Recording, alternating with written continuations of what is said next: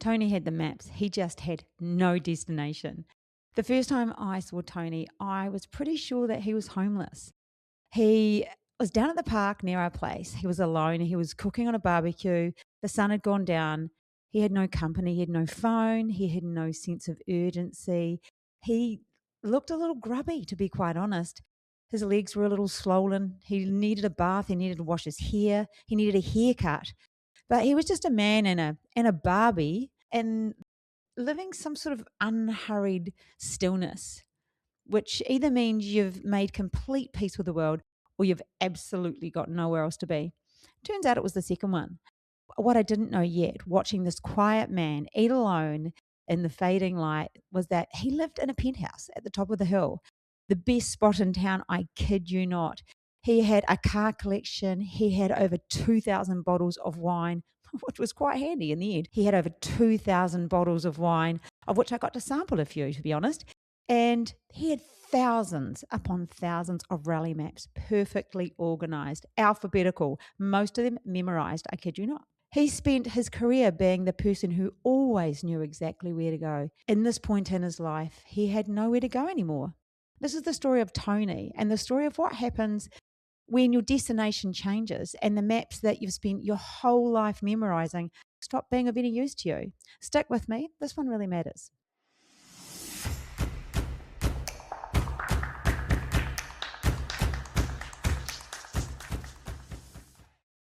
Hey, welcome to the Bounce Back Better podcast, the podcast for people who just want a little bit more than mediocre. And if that's you, well, you're in the right place. Tools, techniques, and tips, 3 T's there, to help you move forward in a life and maybe just look at what you're doing and are you doing enough and are you doing the things you want to do?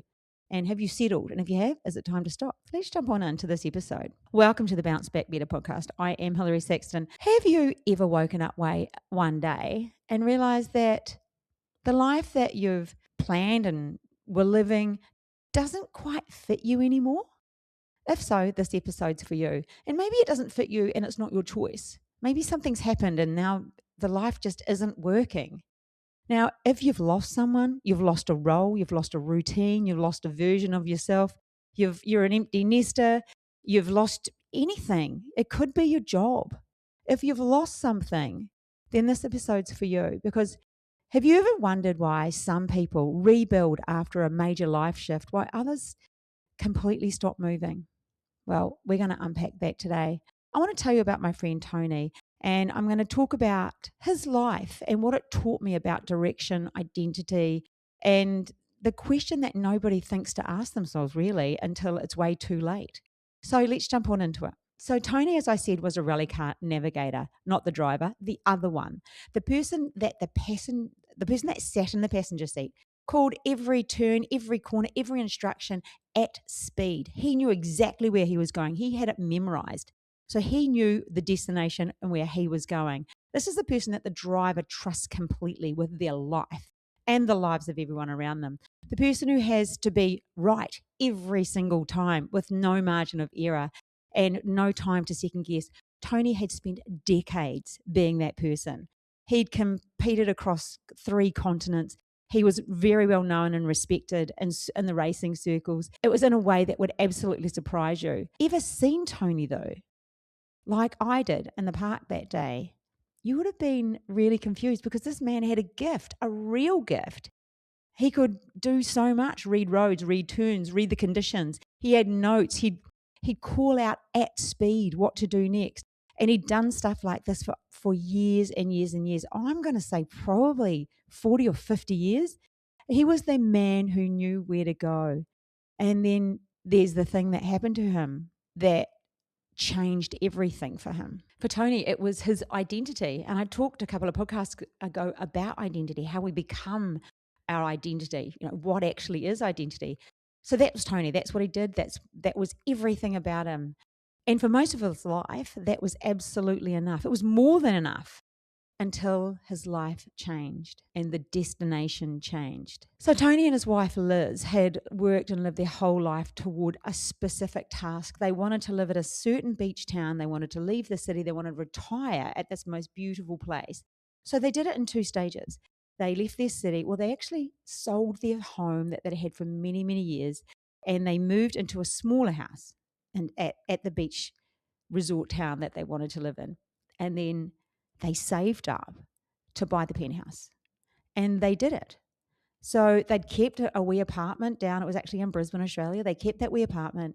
They'd moved up to the Sunshine Coast, and they'd bought the penthouse apartment. The house was on the hill. It was just amazing. They'd saved for it. They'd planned for it. It was their dream that they were going to do. But by the time they got there, Liz unfortunately had dementia, and she didn't even get to move in. She declined and passed away.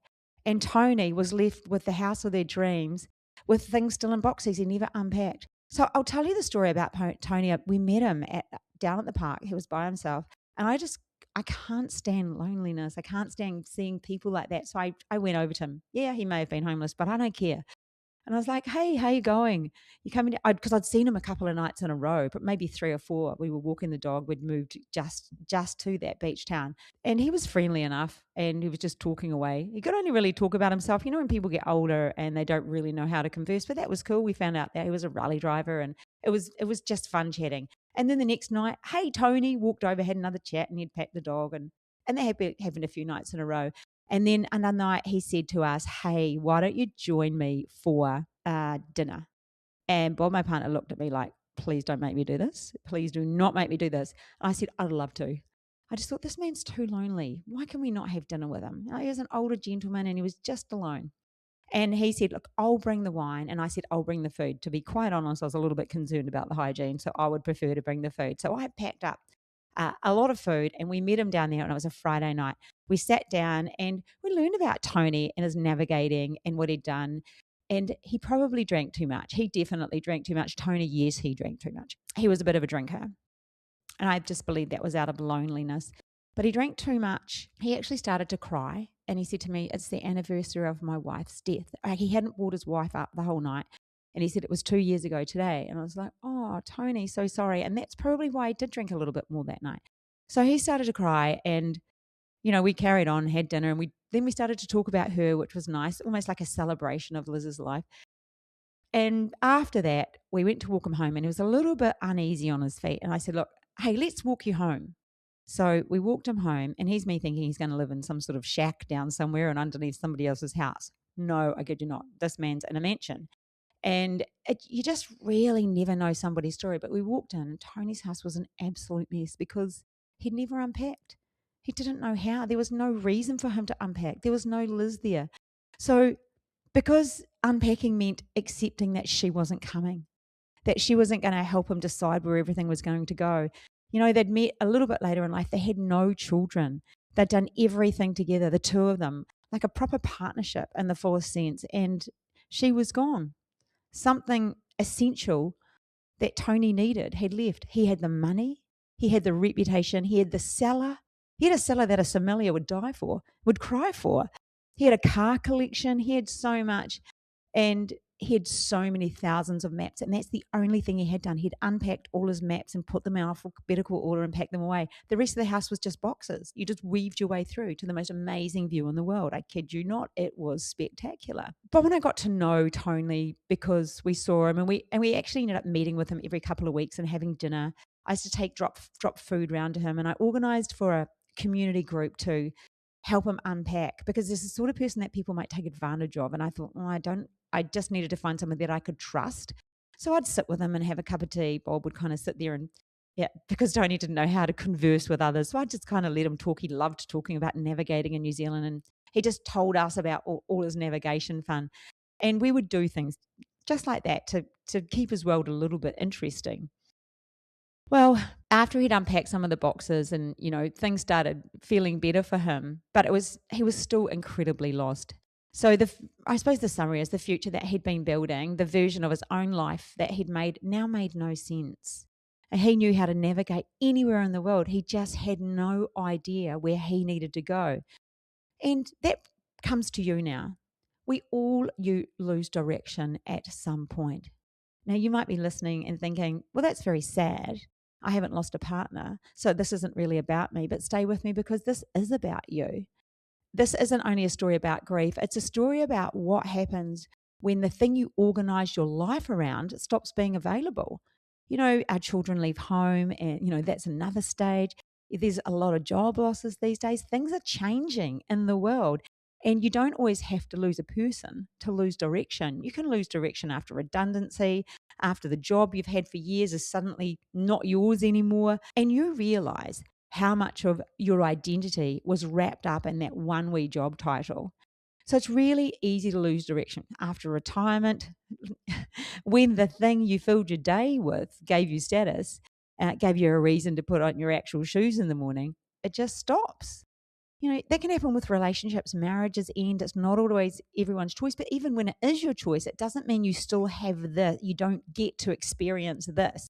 You can lose direction when your kids leave home, when the role of a mum actually turns into someone who they don't really take your advice anymore, or they don't really need you as much as they did. And then you're kind of left wondering, what am I even here for?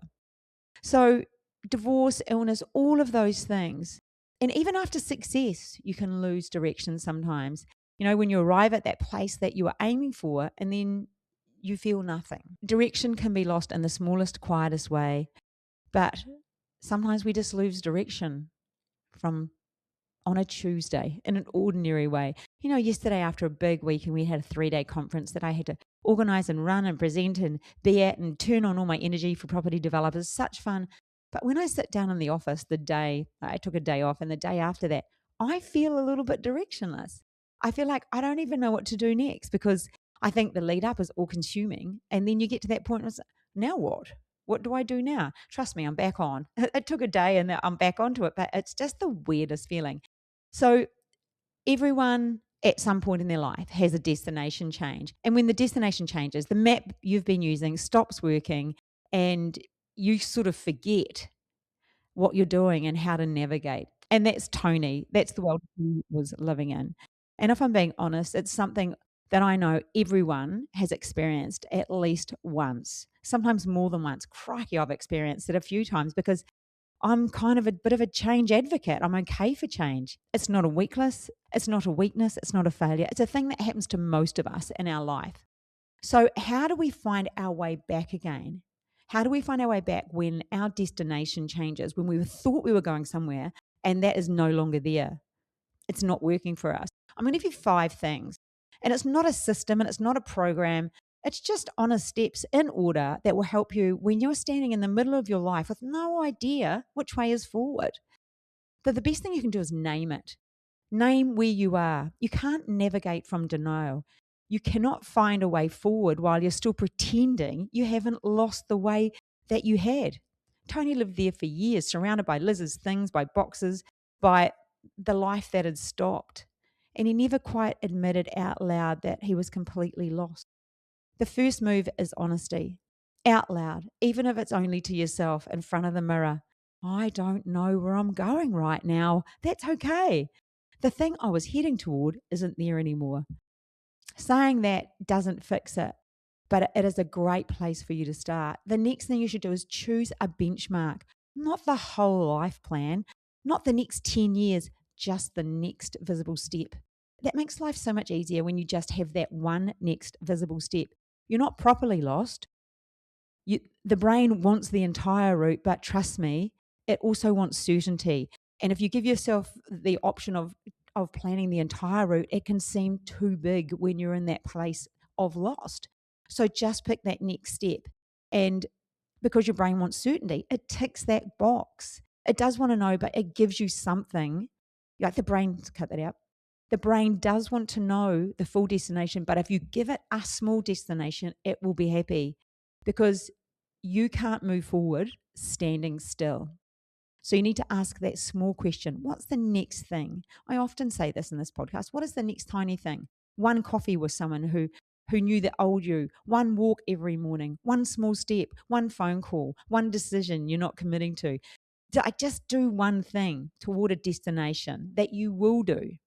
The third thing is connect with people. Isolation makes every road look closed. You have to connect. When you're alone in your head for too long, the world sinks. The options sink.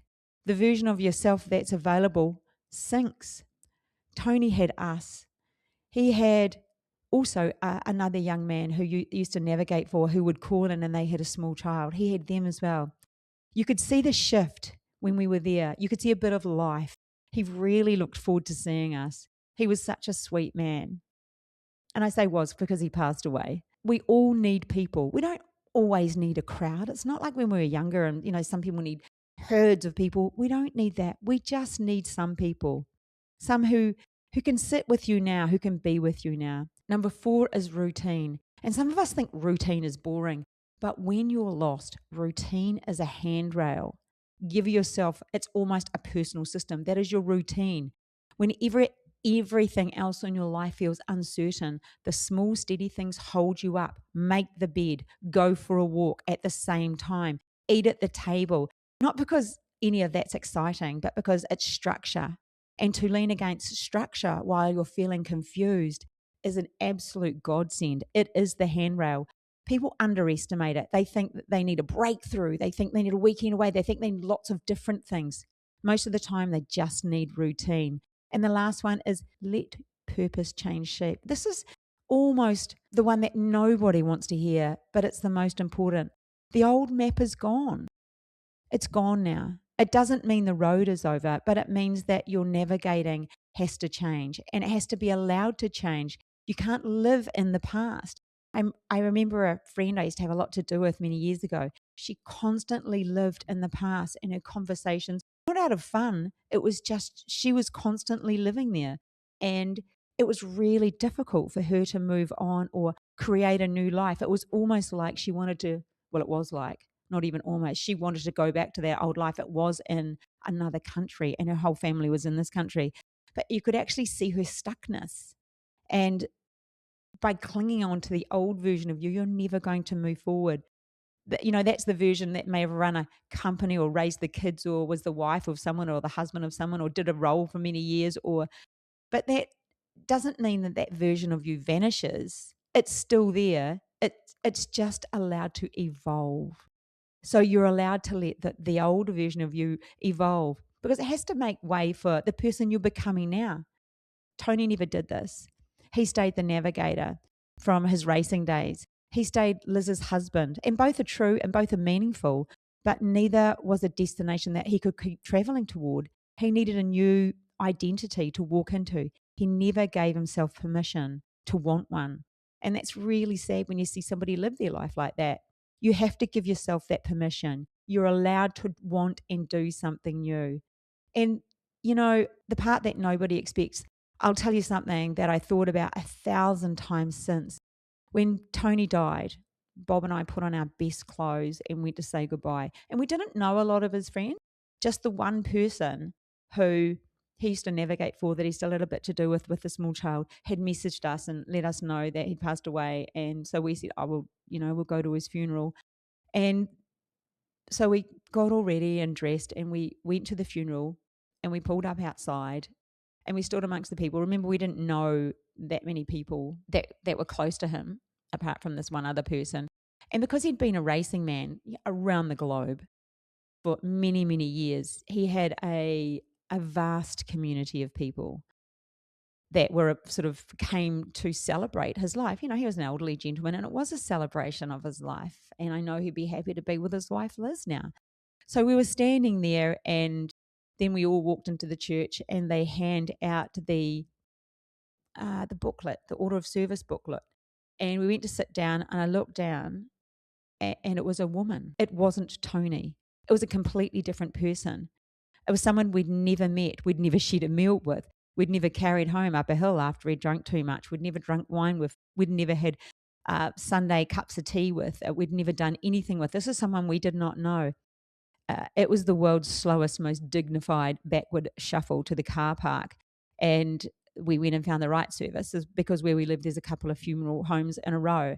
But it was the craziest thing. And we arrived late at Tony's actual funeral. It was so inappropriate for that to happen. But afterward in the car, we did laugh because we laughed until we cried, tears of sorrow. But it was a little bit funny that we'd gone to the wrong funeral, you have to admit. But the irony of the whole thing is because the man who'd navigated some of the most demanding roads in the world, who'd memorized thousands of routes, who'd spent his career being the person who knew exactly where to go, had ended up with two people who loved him, and we were lost and couldn't find him. There's something in that. We showed up, we cared, we put on the good shoes, we made the effort, we came along with the whole hearts, we just never confirmed where we were actually going. And that, as it turns out, is the thing that matters most. Not the effort, not the destination. So here's what I want to leave you with. Tony had every skill he needed. He had clarity, decision making, the ability to call a sharp turn at speed, and trust the call. He spent a career taking action under pressure, knowing the movement in a direction, any direction, and was better than outstanding. He just never pointed any of that at himself. The map stayed perfect. Everything else fell apart. So I want you to ask yourself the question that nobody thought to ask Tony. Where do you actually want to go? Not in the role you used to have, not in the life that you used to have, or the life that you used to be building, not on the route that you memorized for 5, 10, 15, 20 years. In this life, right now, with what you have and who you are, and however much time is left, where do you want to go? Because you don't have to have the whole answer today. You just need to be willing to ask the question and then take one visible step towards something. Because if you don't choose, someone or something else will fill the gap, and it rarely ends up the way you would have chosen. You have the maps. You've got the skills. You've lived a life that's already taught you more than you could ever give yourself credit for. So point at yourself, decide where you want to go, and go. So that's it for this week. If this episode landed for you, if it made you think about someone you know or about a version of your own life that needs a new destination, share it with a person. I would love for you to do that. That's how this show grows. And it's how this conversation reaches people who need to hear it. I'd also love to hear from you. Tell me what's changed, the direction in your life and how you found your way. I have a feeling my friend Tracy will reply to this one because she had a massive life destination change, and she brings it up a lot. I can't wait for your reply, Tracy, and I promise I will reply to your emails because she let me know when people don't reply to her emails. It's one of her pet peeves. Anyway, hit me up on socials. The links are in the show notes. If you haven't got a copy of my book, 3 Wines In, let me know if you'd like a copy. It's all about growing confidence with that confidence that we have when we might have a glass of wine.